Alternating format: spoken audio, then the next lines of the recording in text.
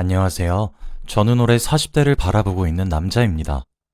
얼마 전 저는 지금껏 살아오면서 가장 쇼킹한 일을 겪었어요. 지금 생각해봐도 어떻게 이런 일이 제 인생에서 일어났나 싶을 정도로 말이죠. 솔직히 부끄러워서 남들한테 이야기하지도 못했는데 시원하게 털어버려야 조금이라도 괜찮아질 것 같아서 이렇게 사연을 남겨봅니다. 저는 어렸을 적에 부유한 가정환경 속에서 자랐어요. 부족함이란 건 모르고 자랐고 외동아들이어서 부모님의 사랑도 많이 받고 컸죠. 저는 남들 다 저와 비슷하게 사는 줄 알았고 삶의 고난과 역경은 단 한 번도 겪어본 적이 없습니다. 그렇게 저는 어릴 적부터 꿈꿔오던 검사가 되었어요.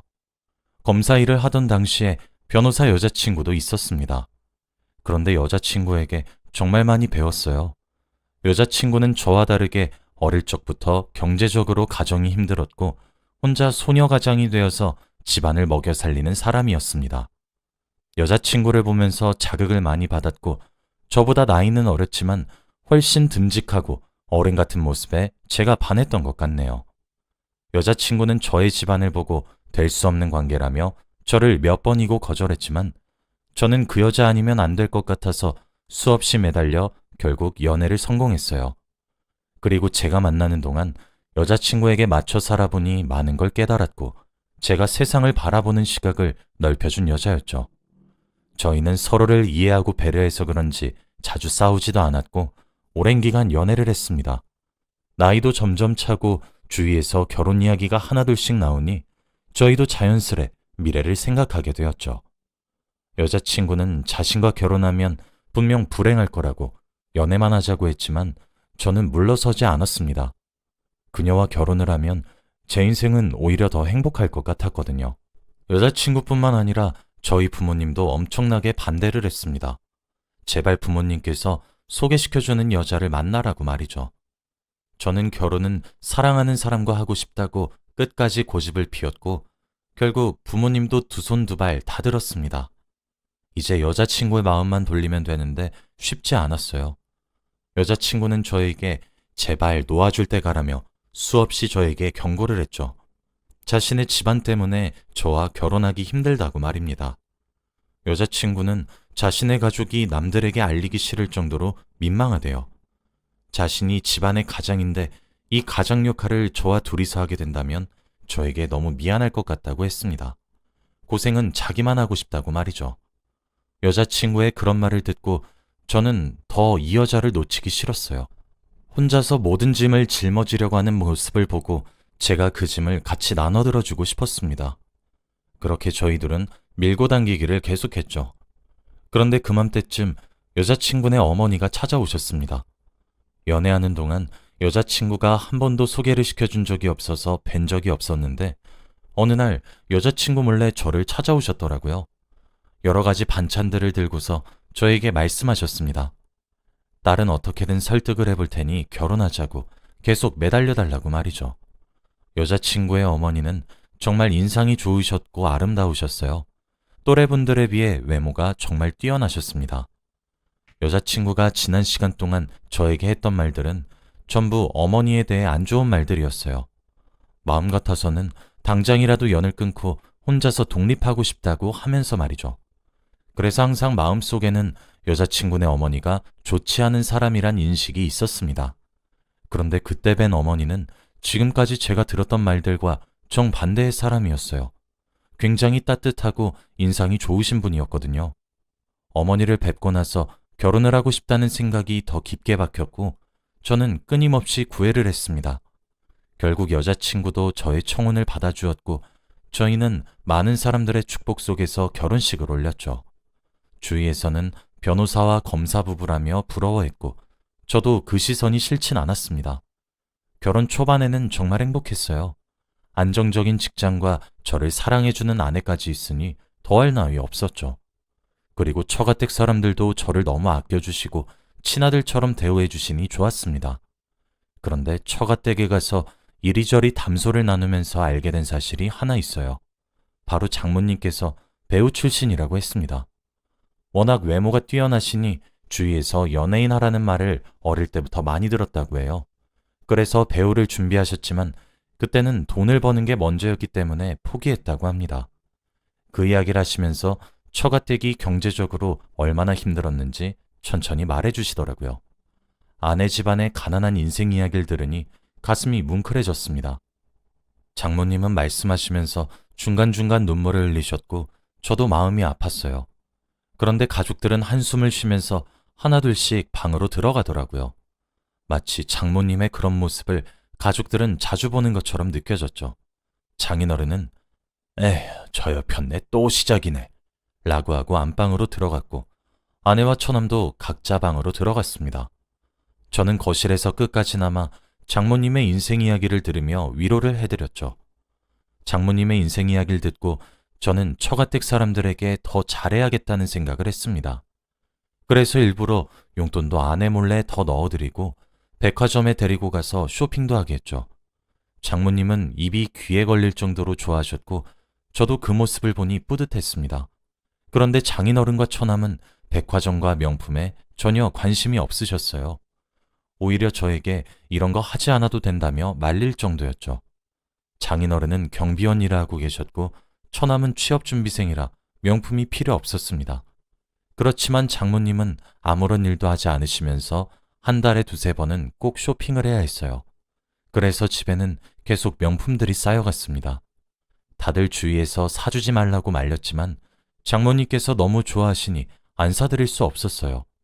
그리고 제가 사드릴 때마다 장모님께서 아이고 우리 장서방 덕분에 내가 요즘 너무 행복해. 가족들은 나한테 관심도 없고 거의 쥐 죽은 듯이 집에서 살고 있었는데 장서방이랑 우리 딸이랑 결혼해서 내가 얼마나 좋은지 몰라. 우리 사위가 세상에서 제일 최고야 라고 하며 저를 굉장히 아껴주세요. 그리고 그 명품을 사는 돈은 아내와 관련 없는 제 개인적인 돈이었기 때문에 안 사드릴 이유가 없었죠. 그렇게 결혼 초반에는 장모님과 사이가 굉장히 좋았어요. 그런데 결국 가족들이 우려하는 일들이 일어났습니다. 장모님은 저를 지갑으로 보시기 시작했어요. 친구들과 놀러 가신다며 몇십만 원을 요구하셨고 친구들에게 밥을 산다며 또 돈을 당당히 요구하셨죠. 저에게 연락하는 일은 오로지 돈을 빌릴 때 말고는 없었습니다. 그렇다 보니 저도 점점 장모님을 피했어요. 장모님이 저를 대하는 태도가 예전과 달라지기도 했고 그때 제가 많이 바쁘기도 했거든요. 제가 일부러 장모님이 돈 보내달라고 하는 연락을 잘 받지 않았습니다. 하지만 제가 이렇게 장모님의 연락을 받지 않으면 연락을 하지 않을 줄 알았어요. 그렇지만 장모님은 그러지 않으셨죠. 어느 날은 처남이 연락이 오더라고요. 원래 처남과 그렇게 많이 연락을 하지 않는 사이였는데 일을 하는데 처남에게 전화가 와서 굉장히 놀랐죠. 그런데 처남은 저에게 뜻밖의 말을 했어요. 점심을 같이 먹자고 말이죠. 점심시간에 맞춰서 제 직장 근처로 온다고 했고 저는 오랜만에 처남과 둘이서 식사를 할 생각에 굉장히 신나게 그 자리를 나갔습니다. 그런데 식당에 도착해서 처남을 봤는데 처남 옆에는 바로 장모님께서 앉아 계셨어요. 저는 그 모습을 보고 한 번에 눈치를 챘습니다. 제가 장모님 연락을 받지 않으니 처남을 이용해 저를 어떻게든 만나려고 하신 거죠. 저는 아무렇지 않은 척 자리에 앉아 셋이서 식사를 했습니다. 장모님은 식사가 끝날 때까지 돈 이야기를 전혀 하지 않으셨어요. 원래 만날 때마다 돈돈거리시는데 그날 처음으로 평범한 대화를 했던 것 같습니다. 그리고 식사를 다 한 뒤 자리를 일어서려고 하는데 장모님께서 그러셨죠. 장서방은 내 연락은 안 받으면서 우리 아들 연락은 받나 보네? 그리고 우리 아들 용돈 안 준 지 오래되지 않았어?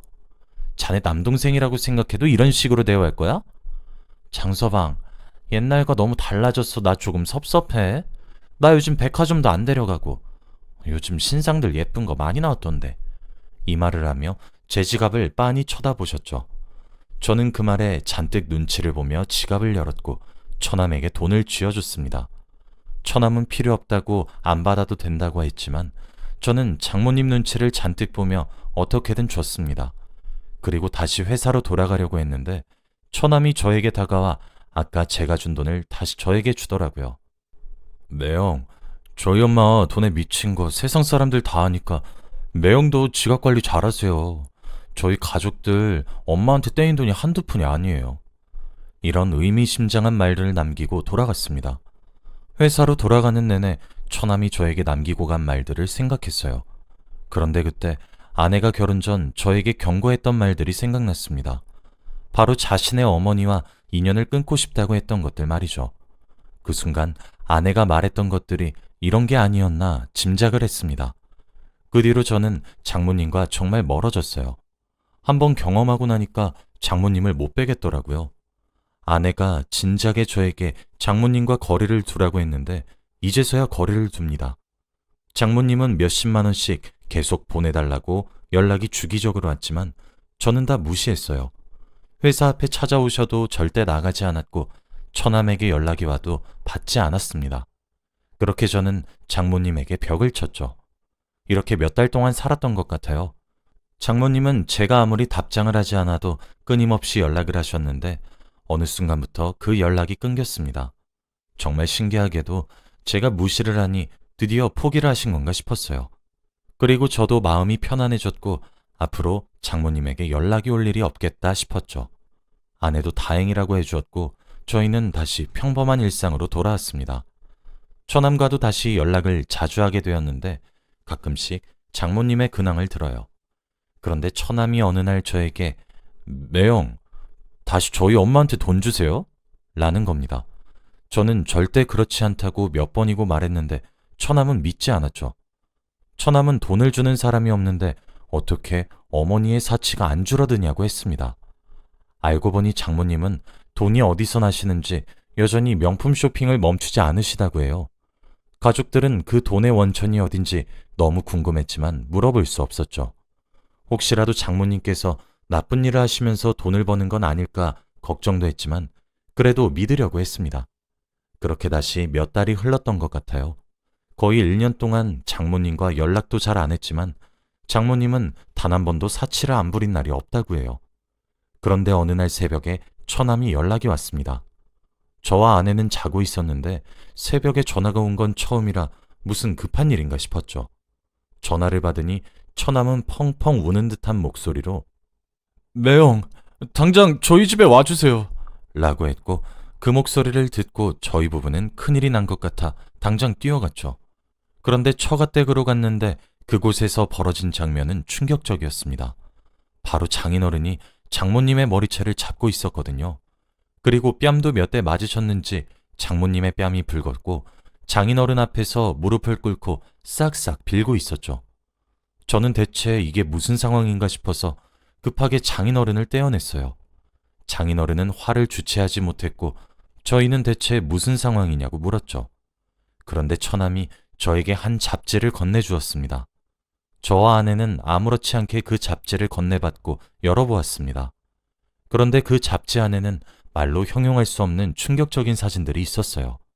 바로 장모님께서 성인화보를 찍은 사진들이었거든요. 저와 아내는 다음 장으로 넘길 때마다 더 가관이고 충격적인 모습의 장모님의 모습을 보고 도저히 끝까지 볼 수 없었습니다. 아내는 그 모습을 보고 펑펑 울고 있었어요. 장모님은 장인어른에게 무릎을 꿇고 다신 안 그러겠다며 잠시 미쳤었다고 사과를 하고 있었죠. 집안 분위기가 너무 안 좋았고 어떻게 정리해야 하나 싶었는데 그 순간 경찰이 저희 집에 들어왔습니다. 너무 시끄러워서 이웃들이 신고를 한 것 같았는데 저는 오히려 상황을 정리할 수 있다고 생각했어요. 그리고 저희 가족들은 경찰서에 가서 조사를 받고 집으로 돌아왔죠. 장모님이 장인어른에게 맞은 증거가 있으니 고소를 할지 말지 결정을 해야 하는 상황이었는데 결국 두 분이서 고소를 하지 않는 대신 이혼을 하지 않는 것으로 합의를 봐서 상황이 간단하게 종료될 수 있었습니다. 장인어른은 장모님이 다시는 안 그러겠다고 하는 말을 믿으셨고 한번 봐주셨습니다. 그렇게 다시 일상으로 돌아가는 듯 했죠. 그 사건이 있고 나서 집안 분위기가 안 좋아서 저와 아내는 장모님, 장인어른을 데리고 이곳저곳을 많이 돌아다녔어요. 두 분 사이가 다시 좋아지셨으면 했고 장모님이 다시는 그런 화보를 찍지 않게끔 저희가 옆에서 자주 지켜보려고 한 이유도 있었죠. 매달 한 번은 꼭 여행을 갔고 한동안 못 사드리던 명품도 다시 사드렸습니다. 예전보다 자주는 아니고 아주 가끔씩 말이죠. 그렇게 다시 잠잠해지는 줄 알았어요. 두 분이서 사이가 예전보다 더 나아진 것 같았고 장모님도 정신을 차리신 것 같았죠. 저희 가족들은 여느 때와 다름없이 주말에 다 같이 식당에 가서 식사를 하려고 했어요. 그런데 그날은 제 친구가 식당을 오픈했다고 해서 가족들을 데리고 가기로 했습니다. 친구는 저에게 서비스도 많이 주었고 가족들이랑 웃으면서 이야기도 많이 하게 되어서 좋았죠. 그런데 제가 화장실을 가려고 잠깐 나온 사이 친구가 저를 조심스럽게 불렀습니다. 그때 제가 술을 딱 기분 좋게 먹어서 친구가 하는 말이 다 좋게 들렸어요. 친구한테 다가가 왜 부르냐고 물어보니 저에게 할 말이 있는 것 같았는데 되게 망설이는 기분이었죠. 저는 다 괜찮다고 무슨 일이냐고 이것저것 물어봤습니다. 그런데 친구는 한숨을 푹 쉬며 이상하게 듣지 말라고 했죠. 저는 대체 무슨 일이길래 이렇게 뜸을 들이냐고 화를 냈고 친구는 결국 말을 했습니다. 나 사실 네 장모님 어디서 본 것 같아. 저는 그게 무슨 소리냐고 제대로 말해보라고 했고 친구는 다시 한숨을 쉬며 말을 이어나갔죠. 네 장모님 배우셔? 저는 도저히 친구의 말이 이해가 되지 않았고 아무 말도 못하고 있었습니다. 그런데 친구는 자신의 휴대폰에서 한 영상을 보여줬어요. 그 영상 속에는 장모님이 있었습니다. 그런데 그 모습이 이상했어요. 바로 성인 영화였거든요.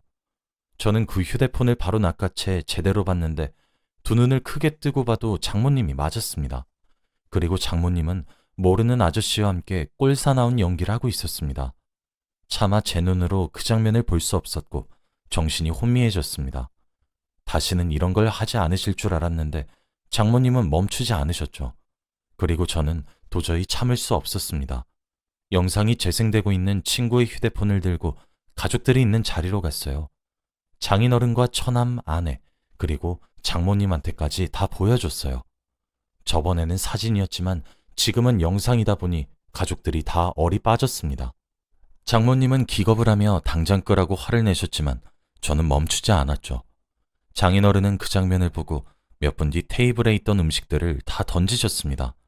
그리고 장모님께 다가가 한 대 치시려고 했죠. 저는 장인어른을 말렸고 상황이 심각해졌습니다. 장인어른은 어떻게든 장모님을 한 대라도 때리시려고 발악하셨고 저희는 당장 경찰을 부르라고 소리쳤죠. 그러다가 갑자기 장모님은 소리를 치셨습니다. 나도 돈 벌려고 그랬어. 니네들이 나한테 돈 조금이라도 줬으면 내가 이런 거 찍었겠어?